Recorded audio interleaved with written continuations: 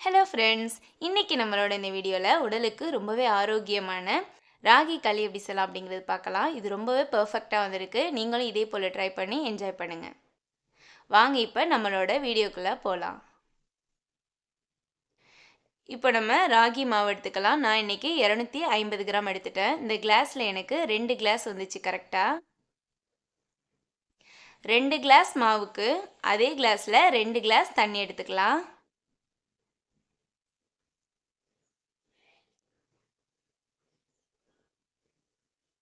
தண்ணி சேர்த்து நல்லா மிக்ஸ் பண்ணி விட்டுறலாம். மிக்ஸ் பண்ணும்போது சுத்தமாக கட்டி இல்லாத மாதிரி மிக்ஸ் பண்ணிக்கணும். அதனால தான் நான் இன்றைக்கி கையால் மிக்ஸ் பண்ணிக்கிறேன். நமக்கு மாவு நல்லா கட்டி இல்லாமல் நல்லா கரைஞ்சி வரணும். இது போல் நல்லா மிக்ஸ் பண்ணி எடுத்துக்கலாம்.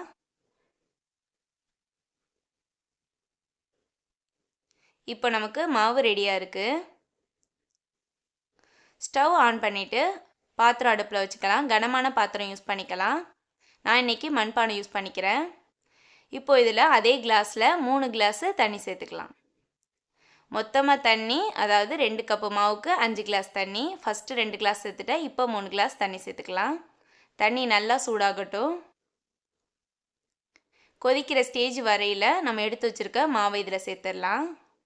மாவு சேர்த்துட்டு கைவிடாமல் நல்லா மிக்ஸ் பண்ணிகிட்டே இருக்கணும். ஏன்னா நமக்கு மாவு அடியில் பிடிக்கும். அதனால் கைவிடாமல் மிக்ஸ் பண்ணிகிட்டே இருக்கணும். இப்போ தேவையான அளவு உப்பு சேர்த்துக்கலாம். மாவு திக்காக வர்ற வரைக்குமே நம்ம கைவிடாமல் நல்லா மிக்ஸ் பண்ணிகிட்டே இருக்கணும். நல்லா அடியோடு சேர்த்து ஒரு 2 மினிட்ஸ்லேயே நமக்கு மாவு நல்லா திக்காக ஆரம்பிச்சிடும். இது மாதிரி நல்லா கட்டி ஆகாமல் இது மாதிரி நல்லா அடியோடு சேர்த்து சேர்த்து மிக்ஸ் பண்ணி விட்டுட்டே இருக்கணும்.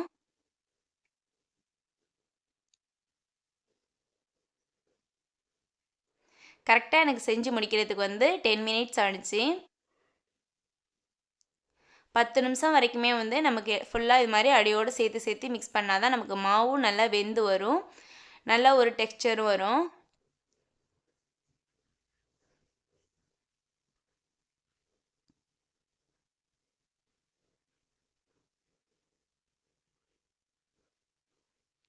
நமக்கு 10வது நிமிஷத்தில் இது மாதிரி நல்லா கலர் சேஞ்ச் ஆகிடும்.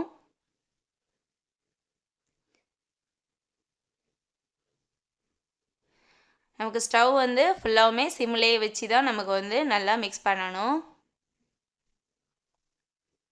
இப்போ நம்ம இதை செக் பண்ணிக்கலாம் ரெடி ஆகிடுச்சா அப்படின்ட்டு. கையை தண்ணியில் நனைச்சிக்கலாம். ஏன்னா நமக்கு மாவு நல்லா ஹீட்டாக இருக்குது. தண்ணி நனைச்சிட்டு இது மாதிரி மாவு எடுத்து செக் பண்ணலாம். செக் பண்ணும்போது நமக்கு கையில் ஒட்டாமல் ஒரு மாதிரி திரண்டு வரணும். எப்படி சொல்கிறதுனா அல்வா மாதிரி வரணும். கையில் ஒட்டக்கூடாது. அப்போ நமக்கு ரெடி ஆயிடுச்சு.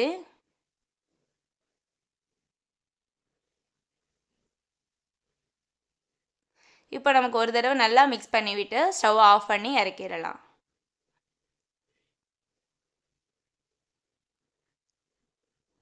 இப்போ நம்ம அடுத்து உருண்டை பிடிக்கிறதுக்கு கையை நல்லா ஈரத்தில் நனைச்சிக்கணும். அதே போல் கரண்டியையும் ஈரமாக வச்சுக்கணும். மாவை எடுத்துட்டு கையால் இது மாதிரி கை தாங்குகிற சூடு அளவுக்கு இருக்கணும் மாவு. ரொம்பவும் ஆற விட்டுறக்கூடாது. அதே போல் ரொம்பவும் சூடாக இருக்கக்கூடாது. இது மாதிரி உருண்டை பிடிச்சி எடுத்துக்கலாம்.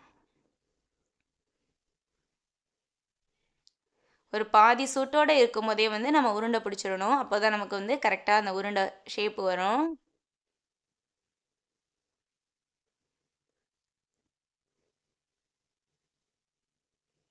இப்போ நம்ம அதுக்கு சைடிஸ் தக்காளி, நல்லா பழமான தக்காளி எடுத்து சுட்டு எடுத்துக்கலாம்.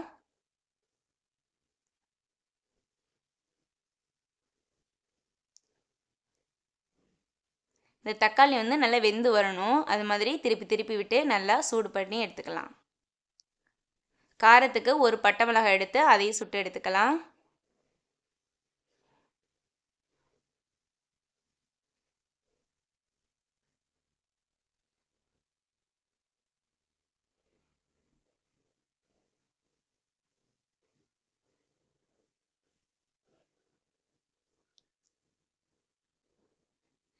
இப்போ இதில் தக்காளியில் உள்ள தோல் எல்லாத்தையுமே ரிமூவ் பண்ணிவிட்டு வாஷ் பண்ணி எடுத்துடலாம்.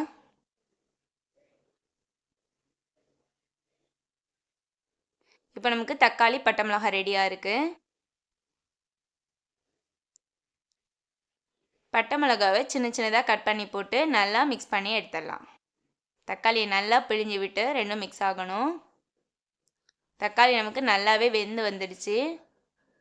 இந்த சட்னி வந்து ரொம்பவே சூப்பராக இருக்கும் இந்த களிக்கு.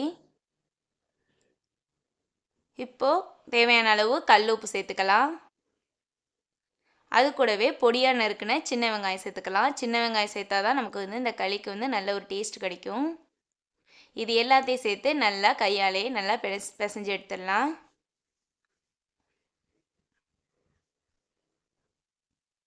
நல்லா எல்லாத்தையும் சேர்த்து நல்லா மிக்ஸ் பண்ணிவிட்டு சூப்பரான நமக்கு தக்காளி தொக்கு ரெடி ஆகிடுச்சு. நீங்கள் இது போல் ட்ரை பண்ணி பாருங்கள், உங்களுக்கு ரொம்பவே பிடிக்கும்.